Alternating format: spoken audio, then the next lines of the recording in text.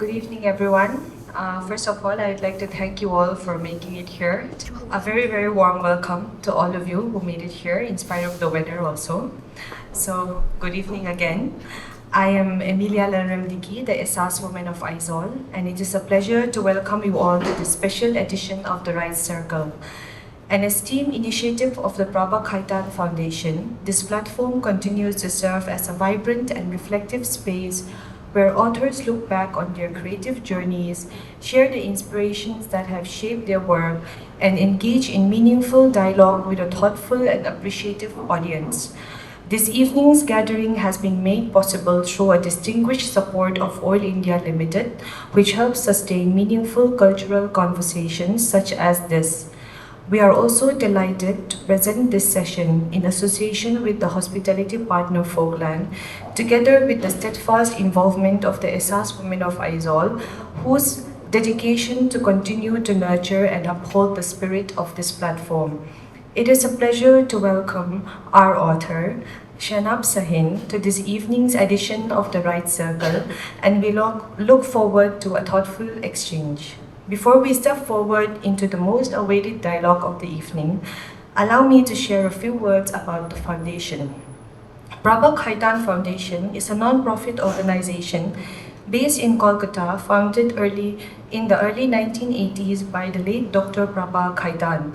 It is committed to nurturing the performing arts, culture, education, literature, gender equality, and women's empowerment. Through a diverse range of initiatives, including author meetup, book launches, literary festivals for both emerging and established writers, panel discussions, boutique festivals, and mesmerizing performances by singers, dancers, and theater artists, the foundation continues to celebrate creativity and expression. It is thoughtfully curated events provide authors and artists with a platform to connect deeply with their niche audiences, fostering meaningful cultural engagement. Now, allow me to introduce you all to the guest for today, Ms. Shehnab Sahin. Shehnab Sahin is a humanitarian leader whose work spans some of the world's most fragile and war-torn regions. Originally from Assam in India's northeast, she holds advanced degrees in history from Delhi University and international development from the University of Torino, as well as a postgraduate diploma in European studies from the University of Vienna. She has also worked in the Indian civil services, where she oversaw flagship social welfare, health, and education programs at the grassroots level. But it was in the humanitarian field that she discovered her true calling, standing with communities whose lives have been shattered by conflict. Her journey is not only about managing programs, it is about choosing humanity over fear. Her vision reaches beyond where she is today. She aspires one day to take her work to Gaza, a place that for her represents the most urgent intersection of human suffering and the need for solidarity. Please welcome to the stage.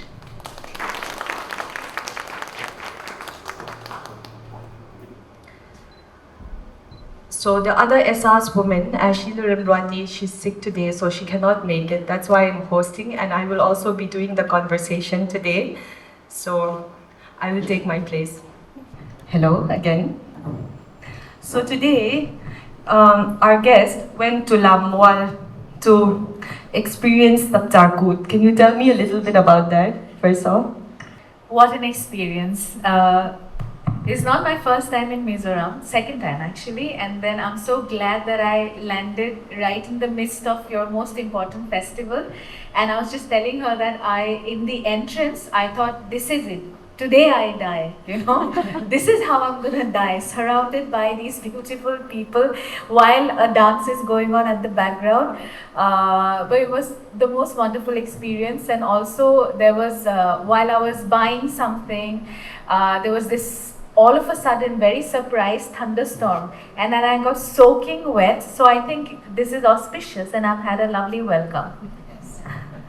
So this is not your first time in Mizoram, right? But I want to welcome you again. You are the first Northeast author in the Right Circle, and so that makes today very special. And we're also doing a book on stories about the Northeast, so that makes it very extra special. So I'm very excited about this conversation. So every book starts with a purpose, and every book has a journey. So can you first tell me the journey of this book and how it came to be? First of all, I really want to convey my absolute gratitude to all of you that you have come to listen to a Delhi author speak. And this is very endearing for me to watch. And I know it's not very easy to find access with the weather and everything, but your commitment to want to listen to my story is what inspires me to talk. So thank you once again. And thank you, Amelia, for having me here and for this wonderful hosting. So as you asked this question, this is where I give a bit of a disclaimer to the audience because I'm not a precise speaker and bit of an autism ADHD spectrum going on, but then I promise you at the end of this, you will have something, each one of you will have something that you will resonate by, okay? So it's a bit of a longish narrative, but it's important to set the context as to why we have this book in front of us today. So there was nothing extraordinary about my life right when I was born, like all of you, I was born, but then when I turned 16, something significant took place. I lost my father to a very sudden heart attack. And I always say this, that when you lose a primary attachment figure that early in your life, something in your entire being, it shifts and then it never comes back. And it leads to different things for different people. For me, what it led to was this mad desire now to become the man of the family, because all of a sudden I had a mother who was just 40 or 41, she was a widow, and then I have an elder brother who suffers from schizophrenia. So I was that quote-unquote man of the family. And then I had to become someone. And I'm sure all of you will relate to this, that when people from our side of the world, when we have to become someone, we have to leave home. Right? So I also left home. I went to study in St. Stephen's in Delhi. And then after I graduated from Stephen's, now to become someone to be taken seriously, who can actually take care of their family, again in our side of the world, we are taught that we have to be a civil servant now. If you're by chance a little bit smart, or if you're by chance score a little bit more than the others, that means this one has to be an IS officer, no? Or IS, railway peon, whatever, but has to be a government job. So I also tried. So for the first 2 years I was trying, but then by then I was already having to look after myself and I didn't have,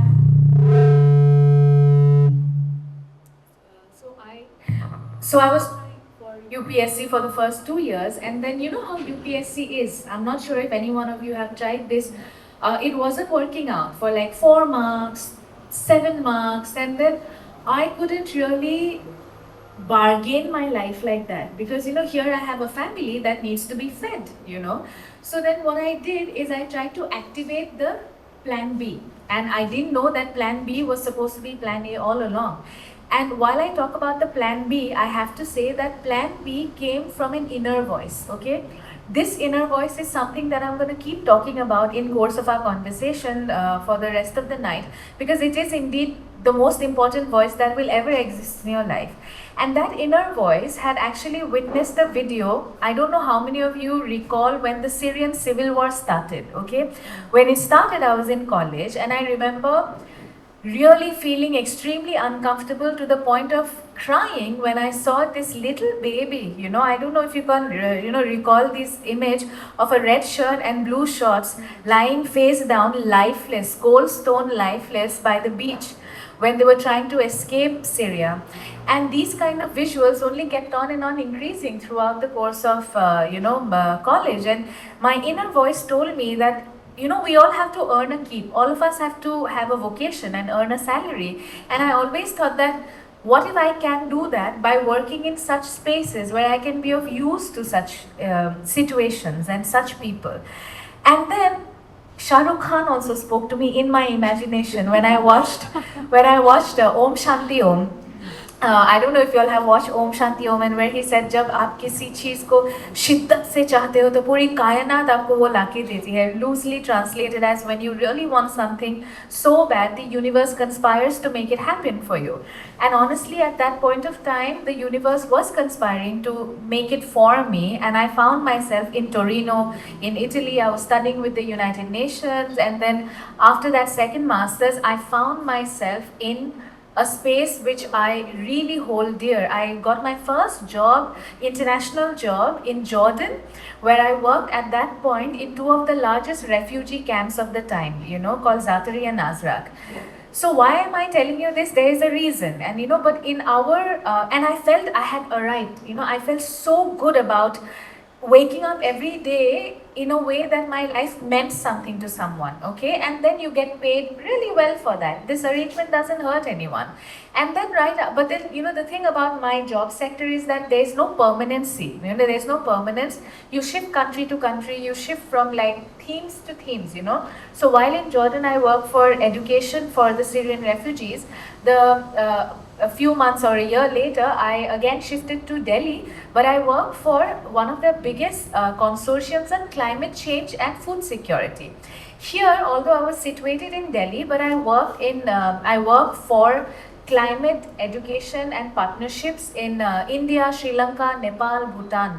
Why am I telling you this in so much detail? Is because you see, by now my life is a bit expansive, quote unquote, right? I have seen spaces which you don't really very easily see. So this inevitably means that I confronted systems, ecosystems, environments, people who are very fascinating to me. I'm not someone who believes that in order to have a fascinating life, you have to travel abroad, you have to study abroad. But for Shehnab, it really mattered because I had a father who was the son of a farmer who used to beat him up not to study because one set of less hands means less income for the family from the rice transplantation fields. No, so my father used to run away, sleep on treetops and study, and for that person to become a superintendent of police, that was his idea of an expansive life. But he died without ever having seen the sea, let alone close it. So to my imagination, I was already living my expansive life because the day he died, I told myself I will now live twice X, one for him, one for me. But then, this is where I say I had a bad influence of Saturn. In Hindi, you say Sare Sati, like you had a Shani influence, okay?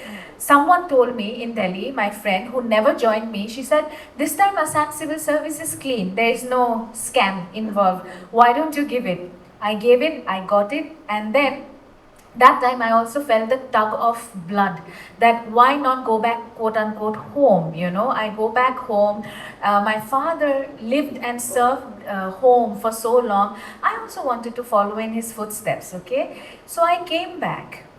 But when I came back in 2019 to that Assam, very unfortunately, I felt that this was not the Assam of my Abba's time.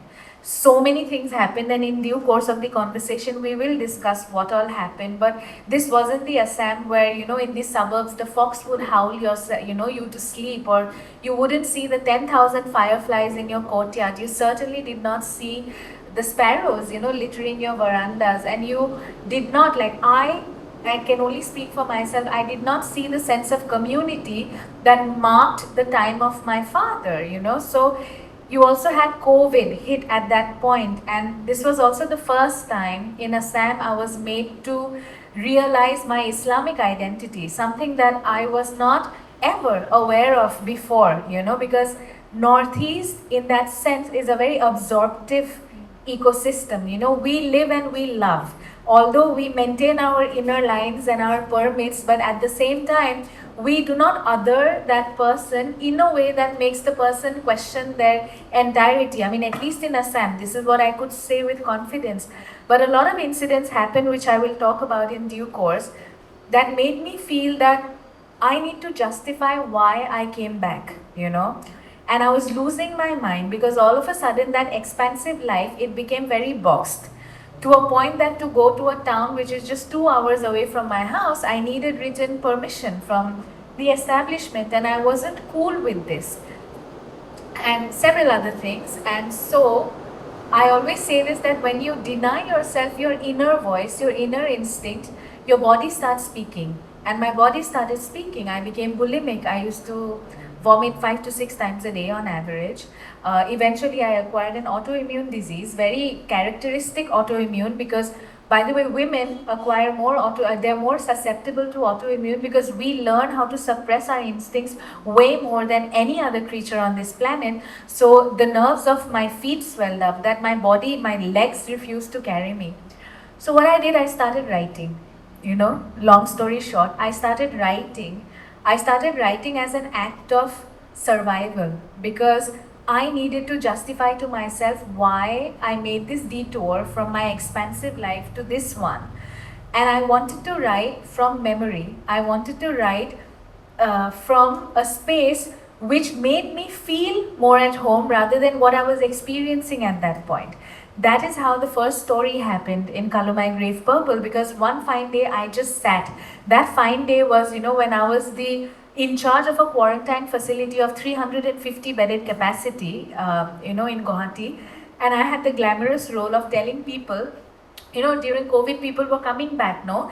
I had the role of telling them, honey, you're not going home from the airport. You're coming here, doing a rat test and staying back for 7 days. The kind of abuses that I faced, one such abuse was screaming, shouting was nothing. One such abuse was as a magistrate, and by then I had 4 degrees. You've just learned 2 international, 2 national from very elite universities, and it was my duty to also check the toilets. And one fine day, the toilet wasn't clean. And when I asked my staff, why is it not clean? The answer I had was, Madam, Aji to Dalit nai no, the Dalits are not there, who's going to clean it? Can you imagine listening to this and having to accept it that, okay, there are no Dalits? So I had to go and check the toilets. So some of my haters, they actually had their turd out in the commode, and they inverted these plastic Bisleri bottles into the shape of a bouquet. That was the day I went back home, closed my eyes, and I thought what home is. And that was the time where in my nasal passage, I didn't smell the turd, I smelled tea. Because I'm not a tea drinker, I'm a complete coffee person, but when I think of home, it is the smell of tea that comes to me, and this is how I say that Color My Grave Purple happened to me through sense perception, because home has always come to me through sense perception. And when I smelled the tea in my mind, in my imagination of that home, that is when the first story fell on me, and that's when I started writing. Eventually, several such sense perceptions fell on me, and then the story started taking shape. So sorry this was long, but I felt it's important to slightly trace the journey as to why I wrote. I just wrote to survive. For the beautiful, beautiful introduction to the book. I think if we went home at this point also, all of us would feel very inspired. So that answers my first question, but I want to read out this phrase from the book. I will not ask you again, but I'll just read this out on that note. For my daughter, Shehnab Sahin, who I believe does not like to write. That's what your father wrote, right? He was also an author. She didn't mention that. You just mentioned that he's a policeman, but he was also an author. Nothing could be further from the truth, you wrote. Through Color My Grave Purple, I wish for him to find this out. So I think he just did. Maybe just listening to that narration also. So let's come to my next question. So your stories, they move across more than a century of Assam's history. Many narratives about the Northeast, they usually focus on insurgency and conflict, especially English stories. Written in English. What made you choose fiction instead of writing history directly? And what compelled you to tell quieter, everyday stories instead? Wow. What compelled me to write history? I am a self-proclaimed history geek. I have a strong tendency to gravitate towards everything old and ancient. Currently, I live and work between Syria and Lebanon. In 2023, when I had resigned from my Assam Civil Services and went back to Syria, it was that historian coming to another becoming, because Syria has the oldest continuously inhabited capital city of the world, Damascus, and then Aleppo, 10,000 years of continuous history. So I always gravitate towards the old and ancient. So I'm a complete history person. Secondly, why history for my writing, and why fiction? Because again, this is a bit of an informal term, but I've always been a fiction hoe, I say, like I've been such a fiction hoe. Now I tell myself that no, you need to, mix things up a little bit. You need to also not just keep escaping into the world of fiction. So you see, when you're someone like me who suffered certain losses, because after I lost my father, I also lost then a partner to a very violent death. I lost another close family member again to a very violent accident. So you say, people, I think it's a scientific thing, they say that your hypothalamus is still growing until between your 25 to 27, and then you're still not grown as a person to process a lot of grief. So I was confronting so much grief in my growing up formative years that escaping into fiction was one of the best happenings of my life. That a lot of my friends did not have the vocabulary to soothe my soul, but I found those vocabularies in fiction. So I, of course, became a fiction hoe, and then so when it was time for me to start my own writing, it had to be a sandwich between history and fiction. And secondly, so this I hope answers the first part of the question. Why everyday lives of the people? Everyday lives of the people, because this is something that my father did quite a bit. My father was a police officer by day and an author by night, and although he published 7 novels, he was most famous for his short stories. And why those particular short stories? Because those short stories were not very didactic, that we are saying things like as it is. Like it was usually told from the lens of the people, from the subject, from the subaltern sense, in that sense. And I felt giving voice to the people also allowed me to broaden the narrative of storytelling, rather than only me saying things the way I saw fit. Because as I started writing Color My Grave Purple, I also got a bit ambitious towards the end, okay? That when the story started broadening, as you mentioned, it's a work of historical fiction that spans 160 years of Assam's history. I was very intent on contesting a certain idea that as it is English language fiction writing, from our side of the world to the mainland and the rest of the world is scammed. And wherever there is, I don't know if you all also agree to this, there's an overemphasis on insurgency, violence, and our lived experience with it. I am nobody to take away from that lived experience. I myself lived through this, right? But at the same time, you see, when I was writing this book, I was contesting the erasure of my idea of home. I was contesting the erasure of my sense of self.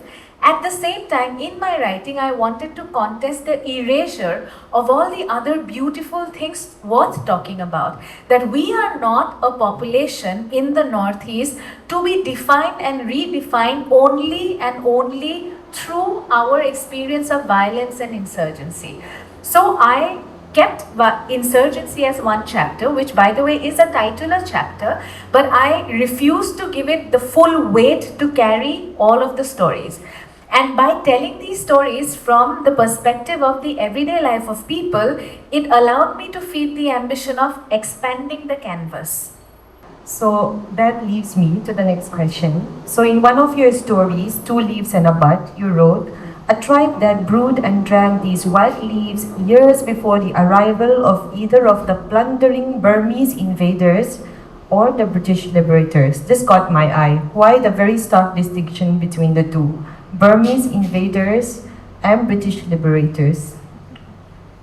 Just going back in memory, because when you write historical fiction, no, it's a very difficult genre, okay? It's difficult because the historicity bit of it, you cannot completely obliterate, okay? Which means that I can maybe play around, but only slightly. The playing around is allowed to me by the fiction part of the historical fiction genre, right?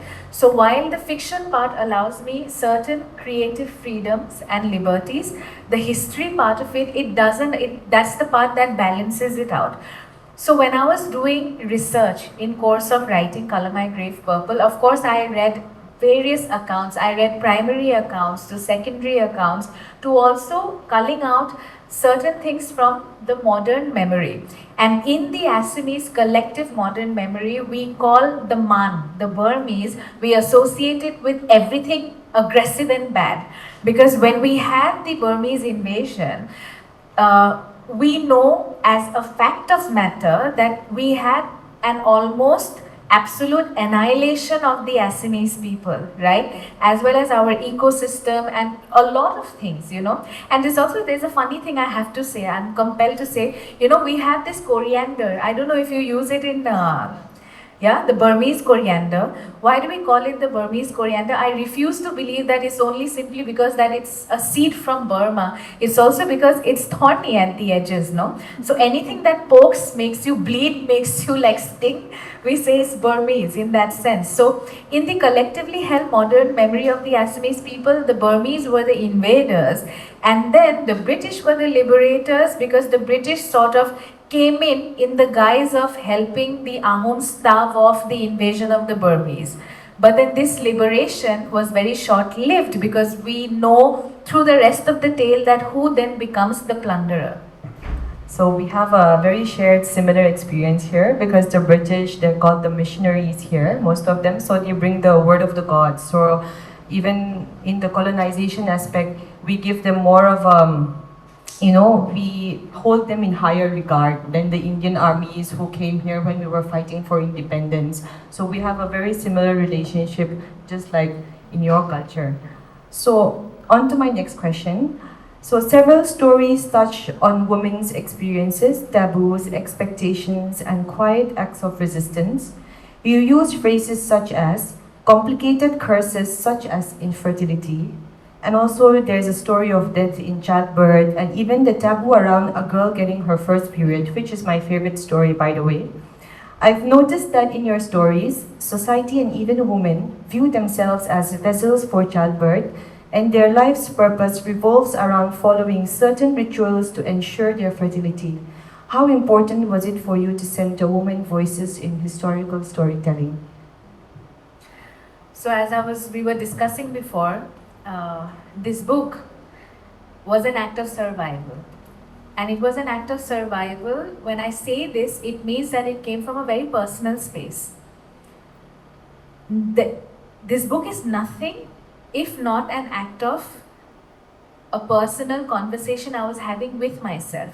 Even in picking up these stories, even in picking up the themes, because each of the chapter of the 10 chapters of this book, it corresponds to a theme of historical relevance to Assam, okay, from 1858 to 2019, okay. But having said that, although it has a very sort of macro purpose behind this thematic design, there are also a lot of personal experiences that got built into this. But while I was writing it, I wasn't thinking about liberating the entire voice of women, or rather, I wasn't thinking about the reader at all. This is something I was telling you. Since it was an act of personal survival, I was only thinking about myself.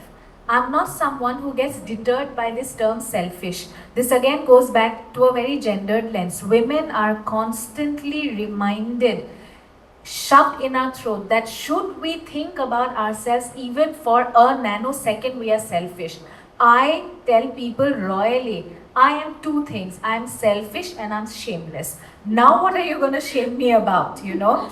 So you see, I contest this term selfish very, very diligently, okay? So when I was writing simply for myself, and then myself is also very connected to global narratives. Gender discrimination is not something that you and I are sort of given different experiences of, maybe in degrees different, because our privilege allows us to also experience certain discriminations differently. Let me now connect it to the menstruation story. Now, I am a Muslim, Assamese woman, right? For me, when I menstruate, my first menstruation, the menarche phase, it's different in terms of our cultural celebrations than a Hindu woman who's menstruating in Assam, okay? So, for example, when a Hindu woman is menstruating in Assam, there are so many rituals around it. Do you know that there is a Tuloni Biya? Like, you know, after 7 days, a few days actually, she gets married to like a banana tree. But in that sense, there is a celebration of her womanhood, okay? I love this aspect of this cultural occurrence because you're celebrating menstruation, which is also very closely tied to having the Ma Kamakhya temple in Assam. We are a menstruation worshipping culture, which for me is very, very endearing and wonderful. But again, at the same time, despite having such a culture of Shakti worship, okay, how come the menstrual taboos are so strong? For instance, you would have to, for a Hindu menarche woman, she has to sleep on the floor, she has to eat raw food, and then so many taboos, so many practices. For me, as a Muslim woman, I didn't have to do as much. Okay, of course, I couldn't leave my house for the first 7 days. I couldn't touch this, I couldn't touch that. There were a lot of things, but I wasn't having it as bad as a fellow Hindu woman. But despite this, when my father died, I was menstruating, and nobody, certainly not my mom, nobody had told me that you are polluted. But this term that I am polluted, this phrase was running in my mind constantly. And I was witnessing the dead body of the person I loved the most. And this was my first encounter with death and a dead body. It is ugly, okay? And that first encounter was not a grandparent who saw their entire lives happening. It was my own father. He died at 52.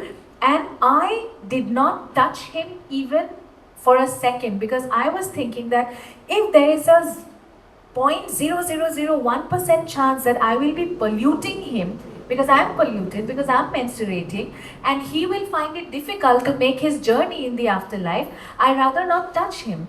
So that is the level of indoctrination that society had done to my mind. And mind you, I was a very rebellious girl, like since I was very young. But none of my rebellion stood to chance when I could not diminish that voice that you are dirty, you are filthy, you are polluted, so you will pollute your father's dead body. This is why it was important for me to write this into this chapter, you know. Oh.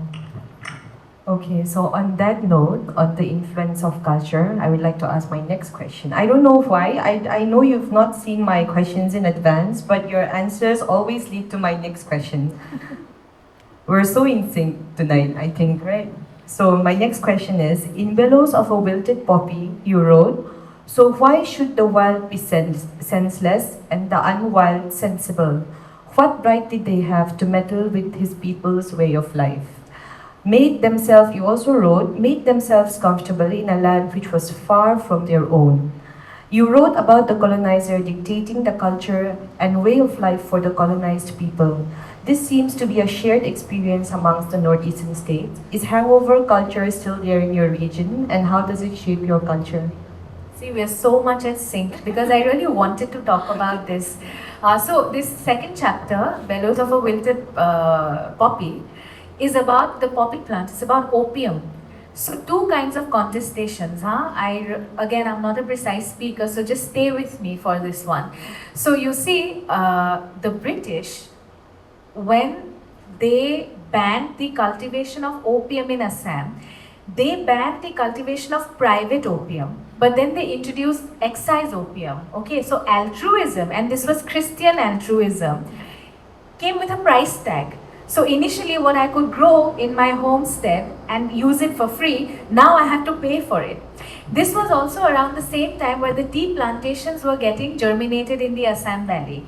These tea plantations were also, the coming up of our tea plantations in Assam was again very connected to the opium wars, but I will not talk about that right now in detail. This will need another 10 lectures. Now the point is, so they needed plantation laborers, right? So when the Assamese laborer could not sort of live up to the standards of the British Empire's thinking of plantation labor economy. Now what I'm saying is part of the revisionist historian's perspective, okay?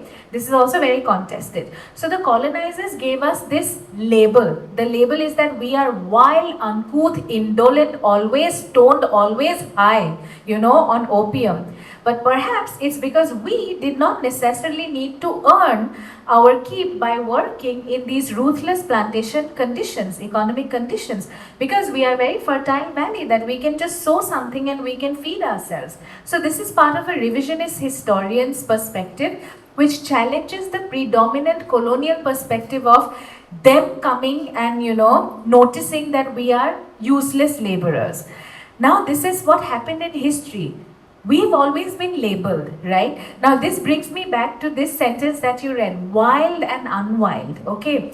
This is going to make me want to talk so much because I really, really, really want to talk about this as much as possible. You see, I'm sure all of us have somewhere, sometime or the other faced this. Whenever we have traveled to the mainland, like when I went to St. Stephen's, the Harvard of this country, whatever, in the hallowed halls for my orientation ceremony, my friend, a guy who's now a very dear friend, that moment I wanted to butcher him, he had asked me, hey, so where are you from? I said, I'm from Assam.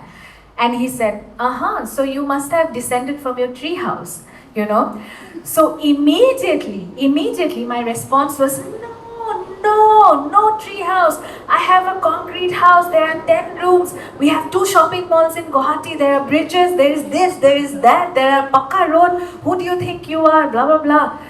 But now when I go back to Delhi, I sit back and I'm like, at least I don't die just by breathing, You see how the tables have turned, because that time when I was defending in front of my friend, that defense was coming from a space of apology. The space of apology of the fact that if my trajectory of development doesn't match with yours, it is something to be somewhere apologetic about. I was just telling her, please keep your inner line permit, We don't need assimilation into the unwild and the developed, because that development has not only not worked out for India, that development has not worked out for the rest of the world. Look how the world is burning right now. And the world is burning the way it is. It's because the wild has always been suppressed, starting from the hideous suppression of the American Indian indigenous population by the British colonizers, who later on became the wild western cowboy Americans, to right now whatever is happening to the rest of the world, because you are suppressing indigenous wisdom and indigenous identity. You get my point? So this is why I wrote this sentence, that what's wrong with the wild? I mean, what's wrong if I descended from the tree houses? I am now extremely proud that we have tree houses. If you say, oh, you just ate a snake for your soup, at least we have snakes. What do you have? And as an Assamese, I'm not an Assamese if I don't look at my shoe before wearing it for a centipede. And I love that fact that us Northeasterners have always cohabited with our non-human brethren, because whoever gave us the right to live on this planet Earth as if it only belongs to us, and we can destroy whatever we see in our way with full impunity, whether human or non-human. And in Northeast, we have always held that into our hearts, and this is what makes us special. And if you don't get it, it's okay. Die just by breathing, Sorry. I don't think I even need to comment on that, but what a powerful narrative you just told there. So, when writing about these communities and the traditions and all these that you speak of, you write about it very unapologetically, I must say, and histories that are deeply rooted in place. How do you approach the ethics of representation? This has been a bit complicated for me, the ethics of representation, because like I said, again, when I was writing, I was only writing for me. And as I finished the book, I was also a bit concerned that I gave voice to my experience as an Assamese woman throughout the 10 chapters. I did not bring in the other tribes of Assam. There is no Boro voice here, you know, there is no Tiwa Lalung voice here, there is no missing voice here, perhaps for a later book. But as I was writing this, I was fully focused on examining and re-examining what it meant for me to be an Assamese woman. But at the same time, I tried my level best to keep the ethics alive in terms of identity, in the sense of not judging any identity for existing the way it does within the narrow scope of the sort of ethnic representation that I've made in the book. For instance, there is no judgment of the protagonist in the second story for smoking his opium in the evening, because this is what I also wanted to assert, that, you know, opium smoking in a ritualistic manner does not mean that you lambast and castigate an entire community, an entire region as the black spot of India, you know. So there is no judgment in that sense. But so this was my attempt. I mean, I hope I could answer the question, because it was an act of personal viewership. Like whenever I was writing those stories, I was reading it first for myself and trying to understand how in reading this I was feeling in the core of my heart.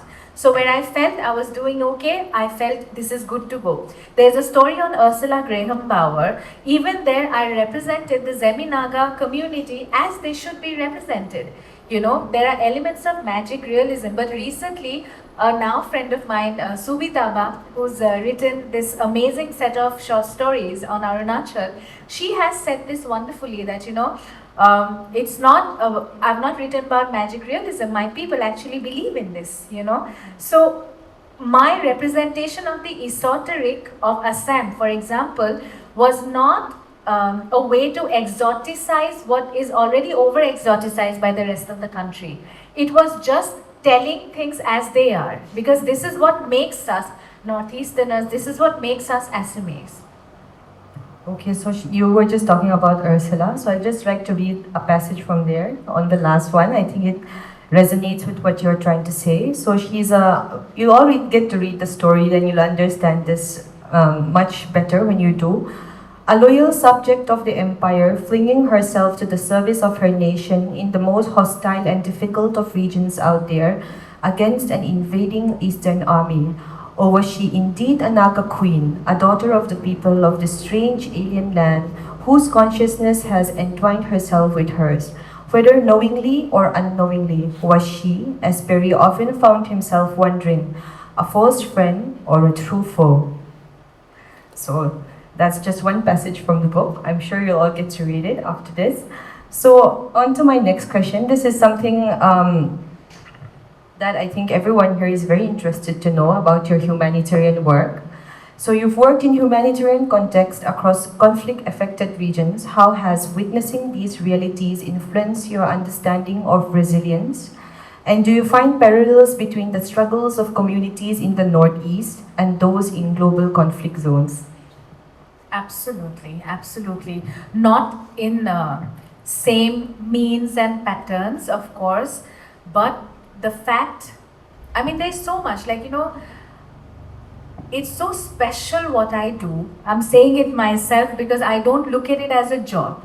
It's a lifestyle that I live amongst communities that are sort of looked at by the entire world as broken populations. But in those brokenness, I found myself integrating. I have to just go back again a little bit to what I was doing in between. Like I said, my first international job was already in Jordan when I was working with the Syrian refugees. And then I was working with a farming population across South Asia on climate resilience. And then I did my civil services. Okay. You see, a lot of people, you know, when I returned, a lot of people, dead relatives became alive. You know, they didn't care how me, my mom, my brother were eating. But when I returned to Assam as an assistant commissioner and executive magistrate, all of a sudden, who I thought was dead was calling me. Then okay, you know, because I'm like this prodigal daughter that has returned, Malika Jahan. But I feel, why our society keeps wanting these government servants in their family, because someone's drunk son got, lathied, and inside thana, please, middle of the night, can you speak to the OC? Can you do something? Oh, my license has expired. Can you just tell the DTO? These are the reasons, no? Because see, when people say that you are someone who will change, we need good people like you, you will change things. I personally, I'm only speaking for myself, I don't think that a person can affect a systemic change in that sense. Maybe I'm a defeatist in this sense, okay? But a system is a system because it's a system, and we are not policy makers, we execute policy without question, which has been given to us. So that makes whatever, this will generate a lot more controversy. So when I had decided after 4 years of this service that I need to find my way home, and I remember resigning after 4 years, my DC asked me, so okay, fine, that, why don't you take a long leave? I said, no, nothing doing, I want to leave. And she said, okay, I cannot convince you to stay. But where are you going after this? I said, I'm going to Syria. At that moment, you should have seen the look, because I'm sure my superior must have thought that this person doesn't need a ticket to Syria but to a mental asylum in Tezpur. Because who leaves 30 years of job security and goes to an active war zone? But the moment I landed there, you see that sense of expansionism, that voice which was very diminished by the end of 4 years, that voice started speaking again. Because I do not believe that one can pour from an empty vessel. Another thing about women and selfishness, okay? We are expected to only give. Majal hai, if I one day want to ask something for myself, you are selfish, I selfishly want to also pour into myself, not ill-begotten wealth at the expense of a poor farmer. I also want to pour into my vessel in the sense of travel. The only material need I have on earth, which is actually immaterial, not material, is I want to see the world, because my father never saw it. I like traveling, I like meeting new people, I like seeing new spaces, which I again got back in my life. I got work-life balance despite being in a war zone, where from my balcony you would see 15-20 missiles on evenings. This is very normal, and I will just sip my tea. I'm like, I'm so relaxed today, I don't have much work, All of these things, I thrive in it. So when I went back to these broken societies, the first thing I noticed, which helped my humanitarian service, is to see things from a different lens and different perspective, that even in brokenness, you can do one thing and you can do it very solidly, and that is to love. When I landed in Syria, I thought, it's going to be like, people are going to be angry all the time. People are going to be like, always like doing road rage, because we are in Assam, like, if you have a little bump in your car, they will burn it, and it has happened before. Like, I thought people will be angry. I thought that there will be a lot of xenophobia against me, because Syrian civil war is a very complex matter. Although it's a civil war, there is a lot of instigation also, okay, as to why it happened.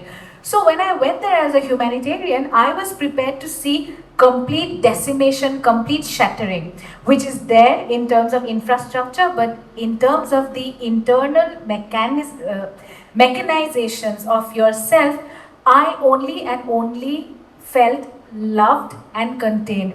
Sorry, it's going long, but I have to tell you this. In Syria, in Arabic language, okay, when if I go to a butcher shop and I will say, yeah, give me 1 kilo meat, okay, fine, and then you give the money. There, if I say, I want 1 kilo meat, the first thing the person will say, Tikra mayoni, habibti. If I say, wait for a taxi, Tikra mayoni, where do you want to go? I say this, Tikra mayoni, habibti, ala rasi. You know what it means? It means your wish is on my lashes. Ala rasi, you are on top of my head.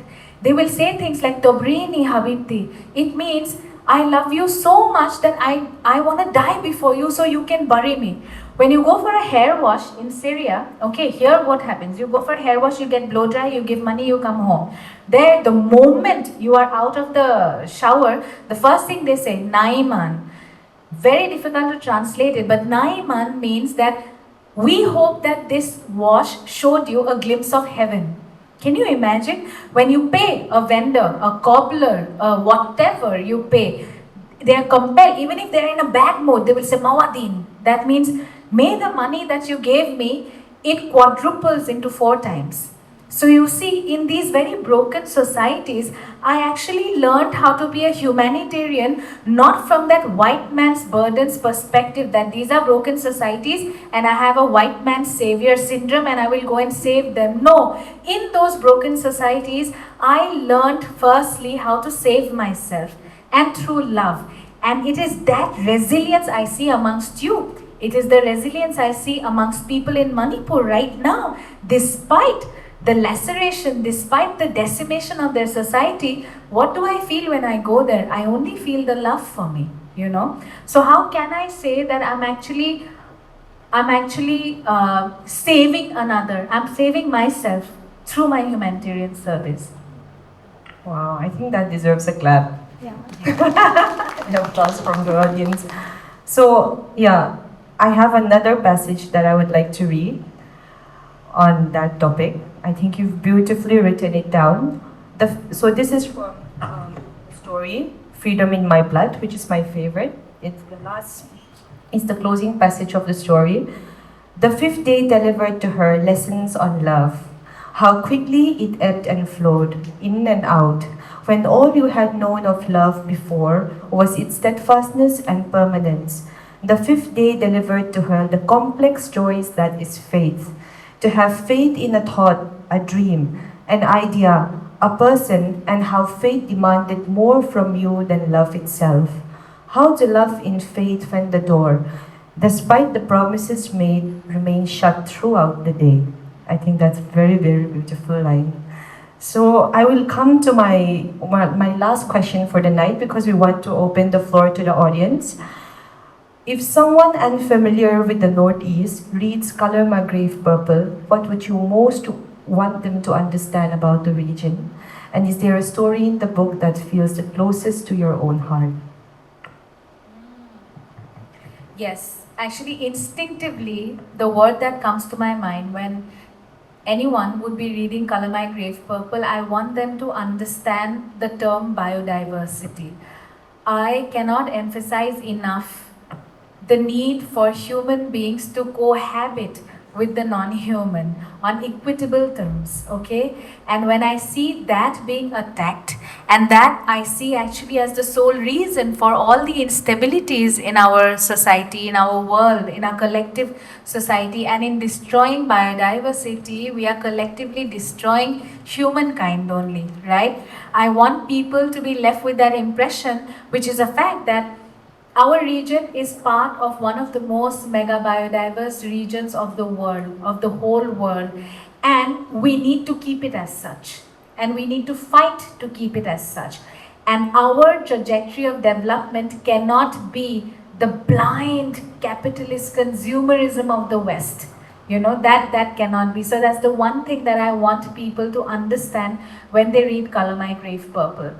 Second, I would want them to also maybe feel or ponder a little bit about Assam. Where is Assam? What is Assam? It's such a frontier, marginalized periphery. These 3 terms, actually, I again have to take you back to a dinner conversation I once had in Damascus. So I was invited for dinner by a group of colleagues, and in front of me was from another organization, a guy from Mexico. And we're talking just hi, hello, where are you from? I said India. Where in India are you from? I said I'm from Assam. And this guy from Mexico, he says, have you been to Majuli? I said, no, I have not been to Majuli. He's like, oh, I worked there in Majuli. So have you been to Umananda? I said, no, Umananda is right in Guwahati. So you know, Assam we boast actually of the largest inhabited riverine island in the world, as well as the smallest inhabited riverine island in the world, and we absolutely take this fact for granted. And here I am sitting in godforsaken Damascus, talking to a Mexican guy who's asking me whether I have been to like Umananda and Majuli. You see, the way I designed the book, very seamlessly Assam encounters Japan. Assam, and not just Assam, the Northeast, encounters Japan, encounters Britain, of course, encounters China. There's a story on the Chinese invasion of NEFA, the Northeast Frontier Agency of the time, and there was the huge scare that the Chinese are going to come right up to Tezpur and then, take over Assam. So, in my book, I'm trying to also make a slight statement that we, frontier, periphery, margins, are more connected than we are disconnected. And say, for example, with my first story, which is about the plantation economy's genesis. How did this genesis happen? It's because there were opium wars being fought. No, something that was happening in China that involved a celestial empire of China and this, whatever, I have very horrible terms, but whatever, empire of Britain, they are fighting, but that leads to the sowing of the seeds of the Assam plantation economy that then shapes the next 200 years of our existence. So we, frontier margins, are not to be shunned aside in global conversations. We have a different kind of role to play, and in that sense, we are more connected than we are disconnected. That is one thing. And your last question is if there is a chapter which is close to my heart. My favorite chapter is the second chapter because it's very me. I am very cringe core, okay? I am a very, people think I'm a very sophisticated, whatever, artisanal, whatever woman of the world, but my core is very cringe. And in this second chapter, a village occult practitioner, like traditional medicinal practitioner, he is practicing like a new form of medical therapy on an ass boil, on an anal boil, and a lot of things pop up from this boil. And then I like talking about these things because cringe core is what I am. So this is my favorite chapter. But chapter 8, which is a bit autobiographical, is what has, I carry this story with me, Color My Grave Purple. And I call it Color My Grave Purple, which is the title of this book. A lot of people ask me, why color my grave purple? So when my dad died, a lot of extended family members, extended family, at least in my experience, are usually very vicious. So they would tell me things like, oh, you would be so happy your father is buried at the edge of the graveyard. It's like, why will I be happy? Because you can peep and see. Then why will I peep? I will go and visit his grave. They said, no, you can't because the Sharia forbids it. So that time I had a lot of agony, lot of rebellion. So I was 16, no? So I'll wake up at 4, I will go there, I will climb over, the fencing. I will wait until the first person rises and then I will come back home. Then after 2-3 years, the rebellion had to sort of suspend itself because I went out to become someone, no? And I thought when I become someone, that time I will go, I will pick up this battle. Very stupidly, very naively, I thought when I returned in 2019 as an assistant commissioner, I thought, Lal Batti leke jaungi, who's gonna stop me and all. So when I went, after 13 years or so of not going, I went with a bouquet of roses.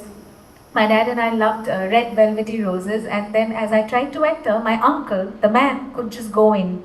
But I was stopped by the chowkidar and he said, you cannot go, and if you take another step, we will deal with you, which was a threat of assault.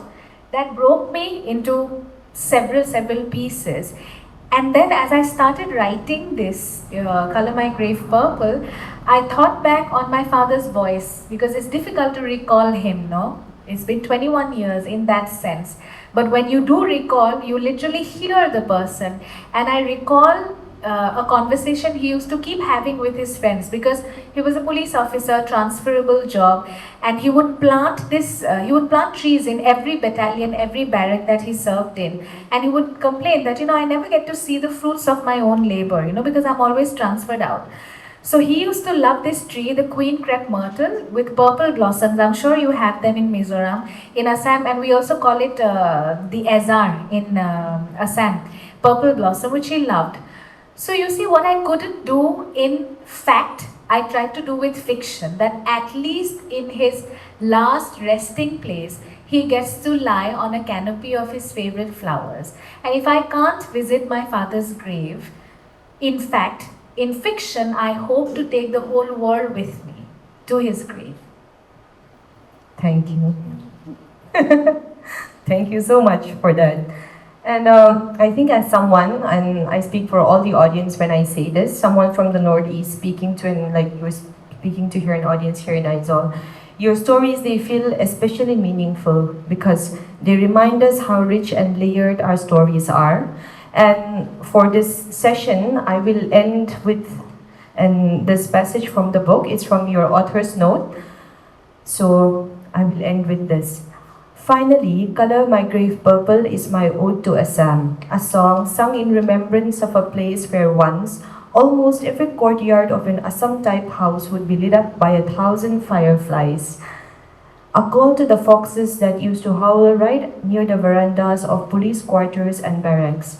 A smile at the rows of colorfully clad tea pluckers who had not a second to spare to smile back, lost as they may have been in their own song about their lands and ancestors in a faraway place. A deep inhale to retain the smell of the green tea leaves wafting through the air and the rusty smell of the red soil after the monsoon rains.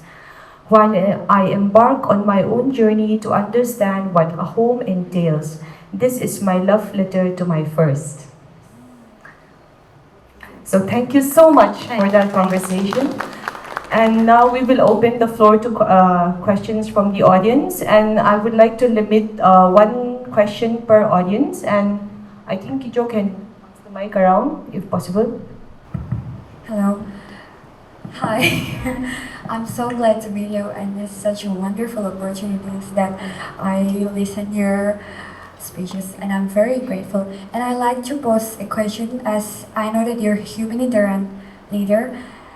I want to ask questions that what fuels your unwavering commitment to stand with communities in the most challenging environment, and how do you envision your work contributing to a most compassionate world? That's my question. Thank you. Thank you. Thank you. Like I said, working in the humanitarian space was never not an option for me. Maybe because you see, I grew up in a household which was a household of service. I would witness a variety of things that my father did as a police officer in service of people, right? And secondly, I didn't have to look very far to understand what brokenness means and what it does to the human spirit and soul. Because when my brother, for example, when he started falling sick with schizophrenia, I saw that how that leads to a wreckage of a family structure, that the normal child, quote unquote, delves into another universe only. So the wreckage, the break, it begins at home only. And so I always felt that I need to nurture broken spaces since I was very young, okay? And because in nurturing those broken spaces, I felt at home because I saw it very closely happening in my home ecosystem. So like I said, because it was something within me, right when I finished my college, that voice that I was talking about, that instinct, that voice made me concentrate on that only as a career option. I didn't want to, with no offense to people who are working in these spaces, I never thought that I would be like a Deloitte or a, investment banker or a this or that and blah, blah, blah. Or I would be in a big fancy corporate office in the 56th floor. These things never occurred to me as a person. And then, you see, even when I did government work, in the government service also, I was doing service, the social services, because I told my superiors that, listen, don't give me all this file ka kaam, I don't want to learn, just give me these developmental work, because nobody wants to do it, paisa bhi nahi hai usme, okay? So this is how it is, and it's a fact. So I did a lot of work on women and child infant mortality. I did nutrition work. I also have an all India record for training the highest number of men in menstrual sensitivity in the India Book of Records. Okay, 30 years worth of MOU for soft shell sea turtle conservation. So it's all in service of another, because this is the only thing that had made sense. And whether or not me working in this sector will lead to a larger compassionate world, I know not. Okay, because I've been there in the seat of global conflict for the last 3 years. Did it lead to anything other than these brutal wars we are seeing right now? No, because I cannot stop the world from devolving into this madness, but I can only do my bit. Everyone can only do their bit. And for me to do my bit, only this makes sense, that I work in humanitarian settings. And even if someday I have to work for a corporate structure, probably I will find a way to find human service even in those. Hello, it's very, very nice to meet you, Ms. Shehnab. My question to you today can be a bit of controversial, but I believe that everyone is entitled to their own opinions and there is no right or wrong answer. But lately we studied a lot about the United Nations, and with our professors we talked quite a lot about its relevance. And given the situation of the world, maybe the answer that is the most common would be no, it's no longer relevant and it has failed in its mission. However, some of our professors also believe that the very fact that it still exists has a major influence on a lot of countries and their actions. So my question to you is, as a humanitarian worker yourself, what is your stand on the United Nations, and do you still think that it deserves some credit? In short, yes. Why, I will tell you. I had similar, and see, right now, the United Nations is also getting decimated by forces that is beyond its control. Because you see, one of the criticisms of the UN structure is that none of their rules and regulations are binding. It's an act of shaming, na? Matlab, you cannot be an aggressor to another country, because this is not as per international law, right? But this is the best that human beings through a collective action could do, because the UN came about in the way that it is after the Second World War, right? Because the world had just witnessed what having wars does to humankind in general.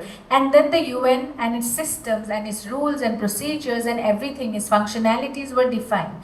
There was no other way than to be this way, that we will work through collective action and collective consensus, right? So in that sense, you are not supposed to be legally binding or anyways, in that sense. Legally binding as in you cannot like put someone in jail because you're not listening to the UN, you know, for lack of like a better way to put it across. And I also went through bouts of huge doubts. Okay, but you see, when I landed, and these questions have been, the UN has been confronting these questions since a very, very long time. Okay, right now it is at its weakest. I will have to tell you this.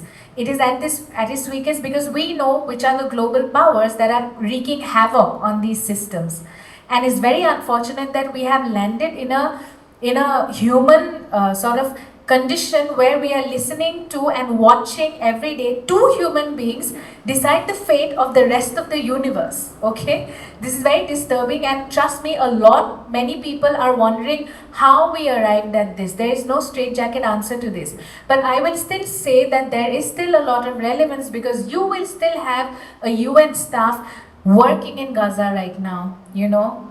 You will still have, like for me, when I was really disturbed when the Syrian civil war had started, and I found myself standing in front of the UNHCR refugee camps, UNHCR administered refugee camps in Jordan. That was the time where I felt that, okay, no, this really matters, because if not this, then what? Because where else would those refugees would have gone at that point, you know? Zatari and Azraq refugee camps were, like you see, those were like tent structures, and they were also given like these stipends, food stamps to eat food. Had it not been for the UN, then who would have done this? So being there And I really thank God that I got to witness this with my own eyes. You know, we would go inside the camps and live, as in work amongst the refugee population. And I saw that rather than not having something, because that something is weak, it's better to have it while it is a bit weakened. You get my point? Because Zatari at that point in 2015 was almost like a little thriving city of 80,000 people. Who would take care of them had it not been for the systems put together by the UN? So goes back to say in summary that just because something is weak, for instance, a lot of people, they question like the Domestic Violence Act, and they like, in India, and they say, why do you need this act for women? It's going to be so misused. The point is, just because something has the potential to be misused doesn't mean that you don't see its potential to also be used, right? It is up to you to ensure that the misuse is minimized and the use is maximized. So this is probably the stance. But if I have to give you a non-diplomatic answer, yes, the UN stands very, very weakened right now. But all of us are trying to figure out how we arrive in this horrible, shitty situation that we are in right now, where we're witnessing two, I'll not even say human beings, destroy the world as we watch. Hello, it's such a privilege to be here with you, and I applaud you so much for how unapologetically you advocate for the people of Syria and Lebanon, because the world, its perception on the global south is that communities in the global south always need to be fixed or corrected. So I appreciate that you see their positives, and because of your work in among war-torn communities, I would like to ask you about what is happening in Gaza and Israel. Do you consider it a war, or do you consider it more of like a one-sided conflict where Israel is actively opposing the Gazan people and colonizing them? I would like to know your perspective on what's happening to the Palestinian people. It's not a war, it's a genocide. Very, very clear on this.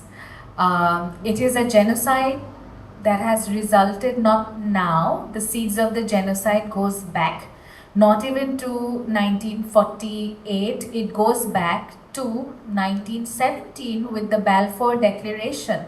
Like a white man in UK decides that you are going to now advocate for the creation of a new country on top of another. That set the whole clock into motion to what we are witnessing today, where a father has to put his own child into a polythene bag and go look for a space to bury that child, or to sieve the bones of your family member and to be able to give a burial. Where is the a war happens when there is two things going on, no? But this is not a war, this is a genocide. But do we want to talk about this? See, for me, it's very simple that there should not be diplomacy in the face of genocide.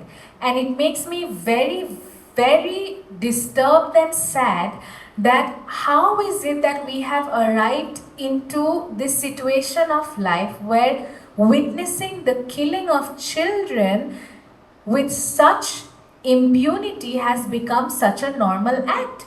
I wake up in the morning, I make myself a cup of coffee, switch on the television, and 168 little girls are dead. And how is it that this is no longer an exception, because children have been dying and dying and dying since the last couple of years, and then that is it. Are we stopping? No, we are not stopping. And just before I came on stage, I was just looking at some things of Lebanon, because I just started calling Lebanon home last year and I shifted there. My staff are there, my friends are there who are like family. They're all this, they're alive, but they're not safe. Some of them have had to, they've lost their homes in the south. They have had to make a tent in a public park. Can you imagine this? People are witnessing, like, Israel just announced that they will be like attacking Dahie more. Dahie is a suburb in the south of Beirut. Beirut is the capital. Now, can you imagine, like, you have a location called, say, Chanmari in Aizawl, no? And someone says that we suspect that there is an enemy here, so we will bomb this apartment complex. Can you fathom this? Can you fathom this? But if you ask your ancestors, not even very far long ago, I'm sure there are people within your family from the older generation who have indeed experienced getting bombed. Right? And getting bombed by who? Let's not even get there, So you see, this is, how do I say, like, it's very disturbing. And again, if you ask me, this is not a war, this is a genocide. And nobody should have to go through something like this, because God promised another population 3,000 years ago that this is going to be your home. No, this is not acceptable. I would like to express my sincere gratitude to our guest again for the evening. Thank you for your sharing your invaluable insights. It was truly a delight to listen to your thoughts, your reflections, and especially your narration. You've inspired me, and I'm sure you've inspired the audience as well. On behalf of the Foundation, I extend our sincere gratitude to Oil India Limited for their esteemed support in all of the Foundation's endeavors in the Northeast, and our heartfelt thanks as well to the hospitality partner, Folkland. And finally, to all our distinguished guests and audience, your presence adds immense distinction to this occasion. A warm thank you to you all. Ours is a nation woven from countless cultural threads, each adding its own color and character. In honor of this diversity and in the spirit of fostering deeper cultural appreciation, we are delighted to felicitate the author with Katpulis from Jaipur. Katpulis are traditional Rajasthani string marionettes made of wood and controlled by a single string. These colorful puppets, dressed in flowing skirts, are used for performances that depict folklore, legends, and historical tales of bravery and chivalry, as well as for souvenirs. The craft is native to Rajasthan and is created by master artisans. I would like to call upon Dr. William to felicitate our author.